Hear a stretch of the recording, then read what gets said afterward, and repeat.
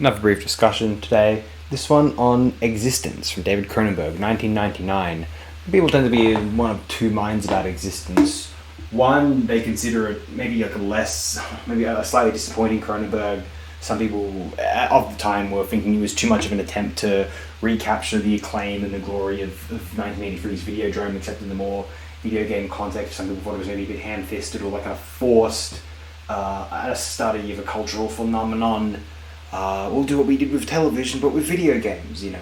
And then there are those who say, "Oh no, this was absolutely brilliant. This was genius. You guys were too arrogant or idiotic to get it at the time. It's one of Cronenberg's several masterpieces. Whatever."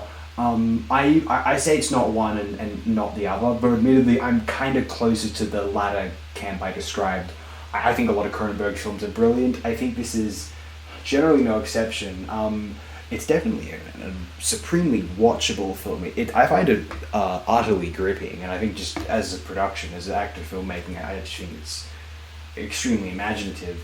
Writing's, I think, fairly interesting. Okay, so with a film like eXistenZ, where we have to assess eXistenZ, I think if people want to be snobby about eXistenZ, sort of this slightly older Gen X crowd, it's not that profound. I've always had a bit of an issue, like whenever these films try to be a bit ambitious and make a point, there'll always be a few people who just denounce any film of this sort as being, it's intellectually vapid, blah, blah, blah. Like it might also be a really interesting film just from considering the filmmaking, just as a visceral experience, but about, no, it's trying to be something lofty. How dare it? Yeah. I mean, don't get me wrong, there's things like Cloud Atlas and The Fountain and Magnolia out there, but just in a general sort of sci-fi context, how dare eXistenZ try to do this, how dare, whatever you want to name, even something like Interstellar, but like, I was thinking examples of, I don't know if Minority Report counts, or, whatever you want to name, other Cronenberg films, World on a Wire, Solaris, Stalker. But those ones I mentioned just then are a bit older. They got a little, and then Blade Runner 2, like they're a bit older, so people sooner be like, and they came out before some of these people were formatively cynical, and so they're cool with those films. If anything new that comes out tries to be a bit profound, it's like, I don't know. And it's like, what are the profound films? What are the science fiction features that were actually really poignant and interesting? And they'll give you like maximum 7 examples, usually just be 2 or 3. It's like, okay, so you think 2 or 3 times in film history there's been a science fiction film which actually had fairly profound themes. Why are you disappointed that none of has come along? These people don't even have the fucking intelligence to cite novels. Like if you're going to be one of these guys who says, there's only like a handful of really profound science fiction films because, films is necessarily very... requires a lot of financial backing to exist, and so naturally, they can only be so challenging some of the time because producers want to recoup their investment. It is what it is. It's just it's unfortunate. I wish this was less the case myself, but that's just been the reality of film production history, and novels have had a far greater range of possibilities, and rarely, you can just you publish something and prospectively there's some audience for it, and there'll be some leeway for it to be published in a magazine and people get the chance to assess it, and then if it's a hit there, someone publishes it into a novel. The point I'm making is you don't need money, just skill, and I guess at one time a typewriter, now a computer, to type up your novel. Do you need a VFX budget, you understand? Science fiction. Now, here's an interesting... The reason I bring up the novel question is because here's where we can potentially assess, is eXistenZ a really profound piece of work, or are we just admiring it for being a sort of a filmmaking novelty? I mean it in the nicest way possible. I was reading a little bit of the novelization of Videodrome, and it was quite strong actually. It was adapted by a fairly lauded author who I'm not as familiar with in the sort of genre world, and it occurred to me, Videodrome Videodrome could have been one of Ballard or Philip K. Dick's or maybe even early Gibson. Like, could have been a really iconic text from one of those guys. It's easy to imagine that Videodrome is such a powerful work that it could have. You can imagine that being really concise original literature.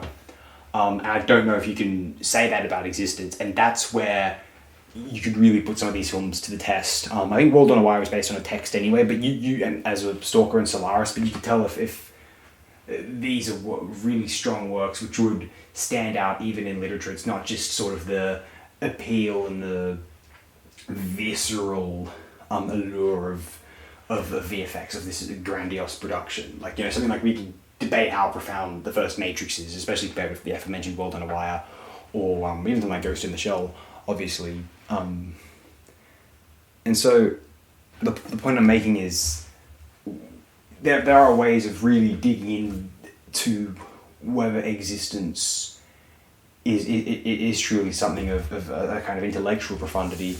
I think if nothing else, you have to appreciate the originality and the sort of ambition of the project. And if we want to like sort of mock it for having ambition, and, you know, it makes us feel bad about ourselves because most of us have no fucking ambition, and it's like, haha, you tried and failed, and it's like, what a fucking try. Like, even if this film's intellectual aspirations fall flat on its face, like, what a way to get there. I feel anyway. It's, that being said, it's another kind of film where you can imagine someone could write a fairly densely intellectual and impressive essay about the thematic content of existence.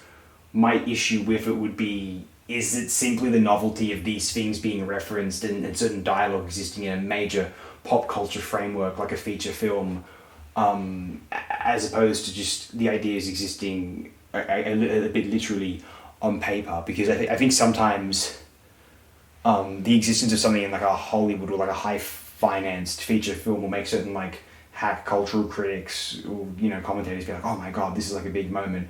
It's like they'll see, this is an older example, but some nonsense like that Snow White and the Huntsman film came out like a decade and a half ago almost, and, you know, some people are like, oh, this is like Breaking Bad, blah blah blah. It's like, novels of this sort of existed for decades, as well as like feature films that no one remembers because the Hollywood marketplace just deemed it so, and the superficial attention spans of like younger generations. Like, it's interesting how younger generations, including my own, acted very kind of fascistically toward like things that were just like a little bit older.